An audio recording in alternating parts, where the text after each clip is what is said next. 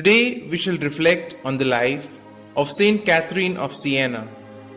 The youngest of the 25 children of the Benincasa family of wool dryers, Catherine was born on the 25th of March 1347 in Siena, Tuscany. When still very young, she was favored with celestial visions and began to practice severe austerities. At the age of 16, she became a Dominican tertiary, lived for 3 years like an anchoress in her own home, and then undertook the care of advanced cases of leprosy and cancer which no one else would touch, and though meeting with nothing but abuse, succeeded in bringing about sufferers' conversion. Subsisting for long periods solely on the reception of the Eucharist, she prayed incessantly and suffered specially for sinners who refused to pray for themselves.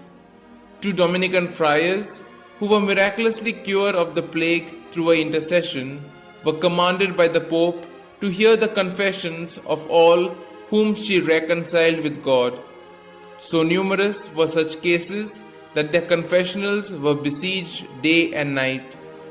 Multitudes came from far and near to obtain Catherine's advice on spiritual or temporal matters, drawn by the fame of a supernaturally clear insight and practical wisdom, and by her extraordinary personal charm.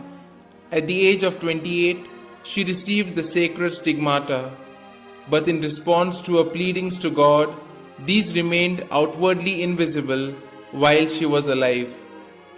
Deeply interested in having peace prevail amidst the political turmoil of her day, she corresponded with popes and princes, and with men and women of prominence everywhere. Florence, which had been put under an interdict by the Pope, asked for her mediation. In the 6-month-long mission that she undertook, she was instrumental in having Pope Gregory XI lift the interdict and finally return from Avignon to Rome in 1377. At the request of Gregory's successor, Urban VI, she spent her last 6 years in the Eternal City.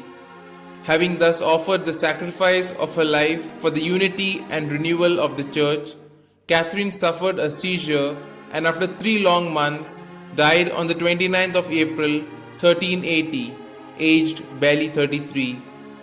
The most famous of her writings is her dialogue, in which God the Father converses with her on the spiritual life.